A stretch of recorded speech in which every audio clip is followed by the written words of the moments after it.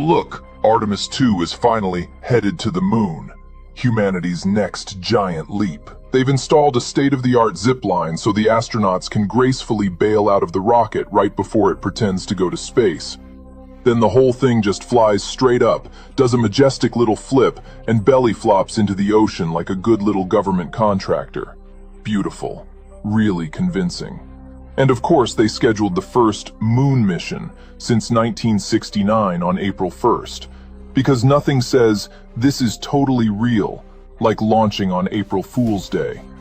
Here's how it actually works. Rocket goes up, astronauts zip off like it's a Six Flags ride, and the empty tin can splashes down while we all pretend we're watching history. That's why you never saw the crew on the live stream. Just some budget CGI of a rocket flying into absolutely nowhere. No cockpit cam, no astronauts waving from inside, not even a quick shot of them climbing in beforehand. Nothing. But hey, back in 1969, Richard Nixon could apparently pick up a landline and casually chat with guys on the moon, no problem. Crystal clear connection, zero lag. Yet in 2026 we can't manage a single live shot from inside the capsule?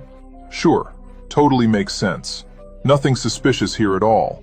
Move along, citizen. The moon is very real and we definitely went there. NASA is back at it with Artemis 2, their big return to the moon spectacle.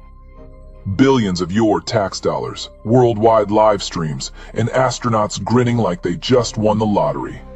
How touching. But what if I told you this wasn't science at all? It was a ritual. A big, flashy public ceremony to reframe reality right in front of our faces.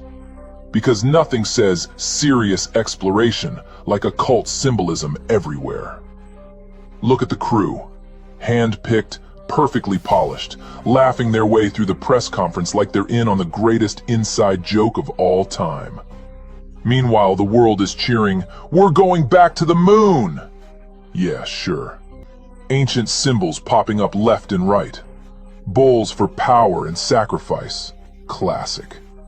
Then we've got the goat-headed Baphomet, that charming androgynous deity of balance between light and dark. They're literally flashing these images right next to the mission footage. Totally normal, right? Just a fun little coincidence. Or maybe a deliberate invocation? Nah, couldn't be. Artemis, twin sister of Apollo, goddess of the hunt, wilderness, and sudden transformation. They named the whole program after her. How original. Apollo gave us the old fairy tale.